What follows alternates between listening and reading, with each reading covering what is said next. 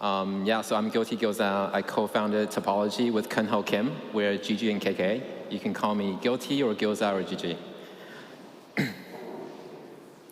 Let's talk a little bit about our game design philosophies that we have identified by April 2022. It's fast evolving. First one is we think it's important to develop real depth on chain.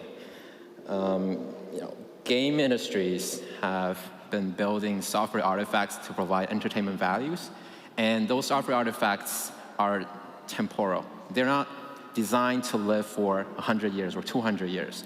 But on the blockchain, the stuff we build are immutable, and we want them to be the infrastructure that are powering the future.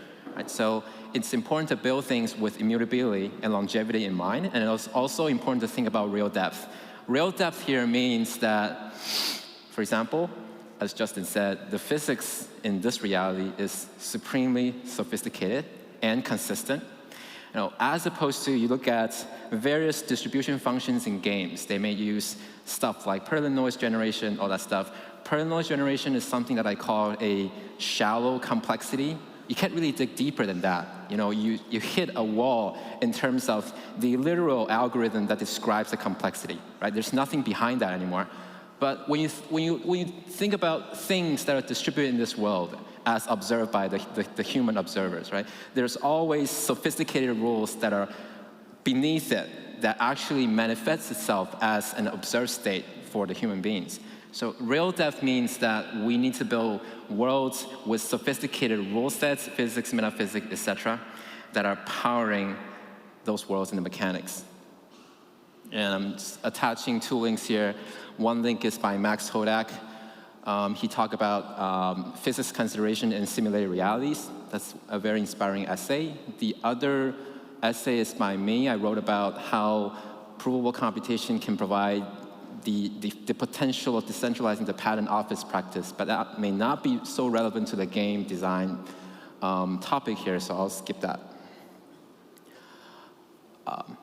Second mental model or design philosophy we have is that it needs to have multi-ingress. It needs to be designed with inclusivity in mind. And what that means is that when we talk about metaverse, it's a world where people with different backgrounds, interests, and talents can come and express themselves and find recognition and find ownership and find rewards. Right? And so when you look at, for example, Counter-Strike, right, it basically favors people with fast muscle coordination, with fast technical thinking.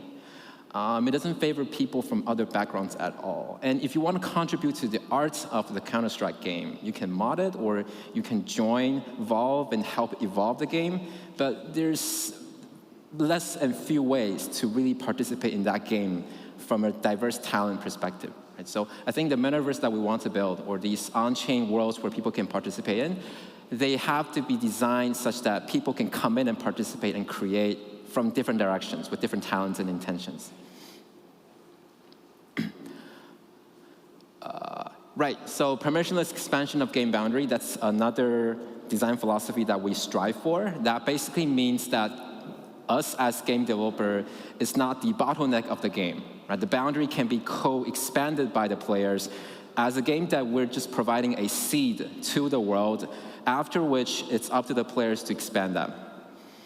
And this is a really hard problem. This is not just a philosophical problem. This is also a highly technical problem. Various games have provides no-code platforms or APIs or scripting platforms for you to contribute mods and contribute additional content to the game. But on the blockchain, we have a consistent computing medium, so we can potentially achieve much greater interoperability and composability on the blockchain. And that allows players, basically that allows us to not call people user anymore. They're not just using it, right? They're creating it for you, with you. They're changing it. We can call them citizens of the world, just like we, the developers, are seeding that world. Just doing a little bit of work up front, and then it's up to all the citizens to expand it. And finally, we think that we need to design from a very non-skeuomorphic perspective. I think one of the mental models I have is what layer 1 does to the financial industry is what layer 2 and onward, higher layers will do to the game industry. And that means that a lot of the things need to be rediscovered and rebuilt from scratch in a much more elegant way, much more composable ways. A lot of the games that are built in the game industry, they don't consider composability upfront. The programming model, the data structure they use, the proprietariness of the game engine, etc. They all surround, they do not support composability and interoperability from the beginning. And so we need to rebuild a lot of things, but we can do it much more elegantly this time. So today, Topology wants to present an experimental game. We think that it's just like how the game industry started. There are concrete games that come back and drive infrastructure changes, that come back and drive the underlying technology. So we think it's important to push at the application level, and then we can identify what we need to do on the infrastructure level.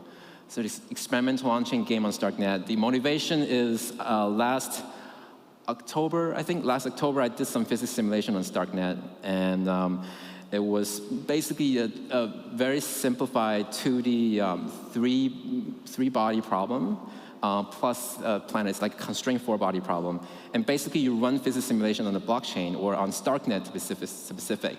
That means that you're simulating physics using this finite approximation, stepping through time to simulate the dynamics of various celestial bodies that are revolving around each other. And I'm a very big fan of the three-body problem author, and I read a lot of his novels, and I was thinking maybe I can make a game out of the three-body problem. And so that's the motivation of this game. So this game is called Isaac. It's a very experimental game concept. And essentially, it is built around the three-body problem. Dog Forest builds around the Dog Forest problem. The three-body problem at its core really is you live in a solar system where there are three suns. And it's a very hostile environment, right? Because if there are three suns, then it's extremely chaotic.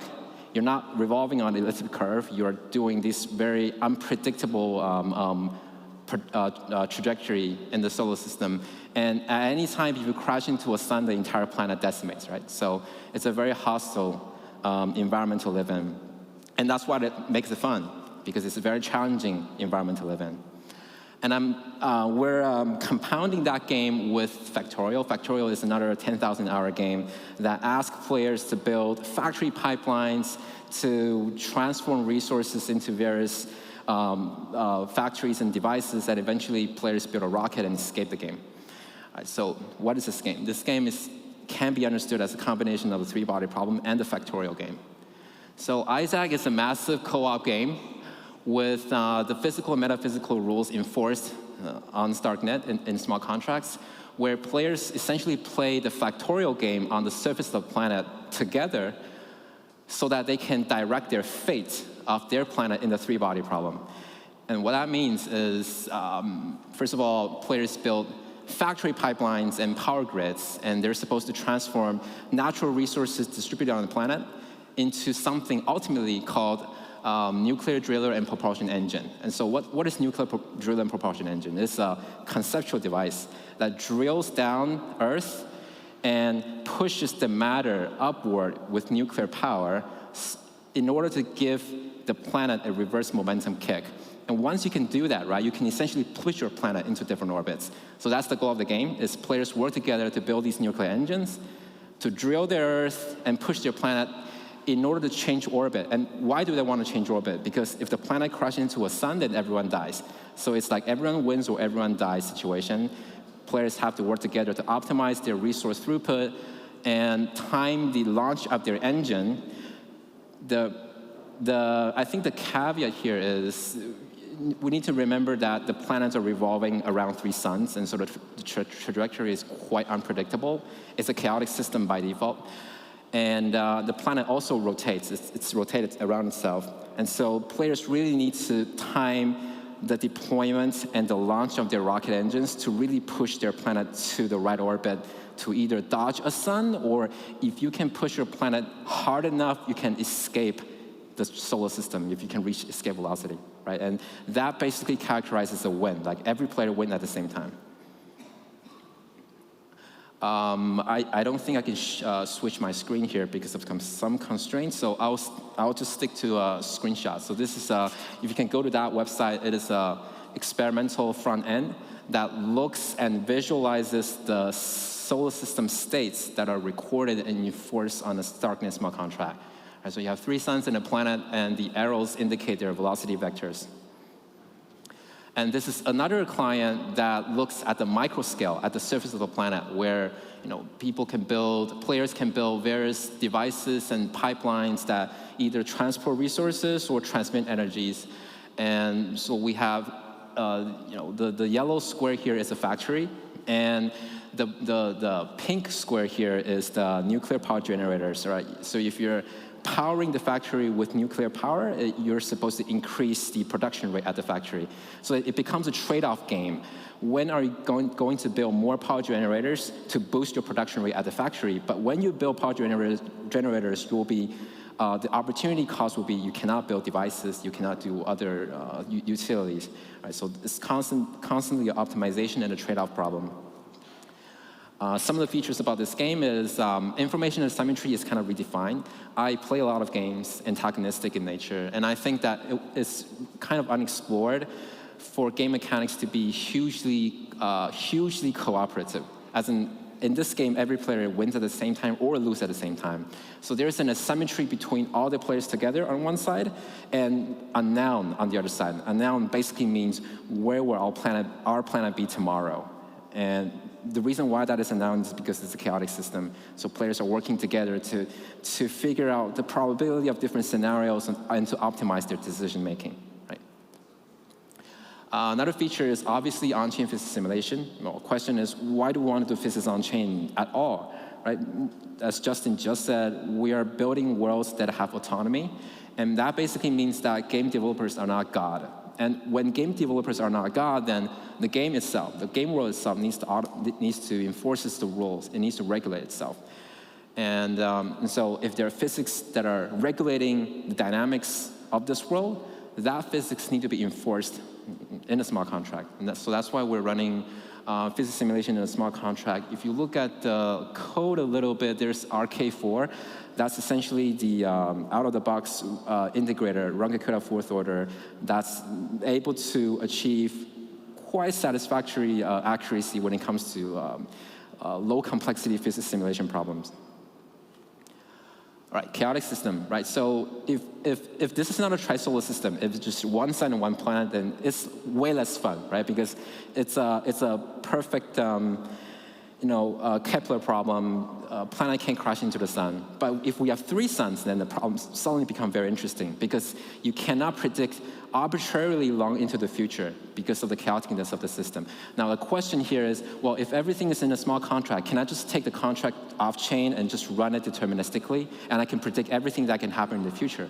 Right, so in order to counter that, we're injecting randomness into the state transitions, and that randomness is derived from player actions. And so you can't really predict long enough in the future because randomness are injecting along the way, and that randomness is determined in the future by what players will do in the future. And this is obviously inspired by the Fiat-Shamir, where in zero-knowledge proof domain, they use this to turn interactive algorithms into non-interactive algorithms. Another feature is assembly line and power grid, right? So there's assembly line and power grid players have to build together to optimize throughput. And they have to cooperate on a civilization level, as in every player is on the same planet need to cooperate together. Multi-ingress is satisfied in this game, right? So people that loves to do circuit layout problem, they come to this game, they can find satisfaction.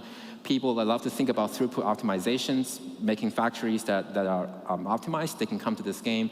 People that love to think about orbital mechanics, NASA fans, aerospace fans, they can come to this game. People love to do politics and just coordination problems. They can come to this game because player has to work together, and so someone needs to mediate the community, right? And finally, just like Dark Forest Pioneer, this game is client agnostic, so everyone can build clients. We spun up 3 websites just to look and interact with the same game contract, but anyone can build their own client, web-based, terminal-based, whatever. So it's ultimately a client building problem. Determine how you want to interact with the contract. A couple things here. The world itself is evaluated in an eager fashion, I think dark forest is forwarded by a sort of a lazy evaluation mechanism. This world is forwarded by the eager evaluation. And the reason we can do that is because we have Yagi. Yagi is like a keeper, but on StarkNet. Keeper is this automation mechanism on Ethereum. We have Yagi on StarkNet, and it's just a third-party bots coming in and fulfilling tasks and calling smart contract functions. Finally, we're still designing the civilization reset procedures. So that basically means that when a planet crashes into a sun, we want to reset a civilization, maybe put the planet in a random place and just start all over. This is essentially mirroring the original three-body problem novel, where their world just gets destroyed over and over, and they have to be smarter somehow over and across generations. And we can run parallel universes, right? So instead of running just one canonical universe, we can launch like 10,000 different Isaac instances where people can join different lobbies and play together and figure out how they can optimize the longevity of their civilization. So finally, we'll end this talk about Topology. We're a company. Our mission is to combine state-of-the-art zero-knowledge proof system research and world-class creative engineering talent, because we want to build on-chain worlds with rich gameplay and composability and interoperability. This is a multidisciplinary challenge that goes across theory and creative art and engineering. So anyone interested, would love to talk to you. Thank you.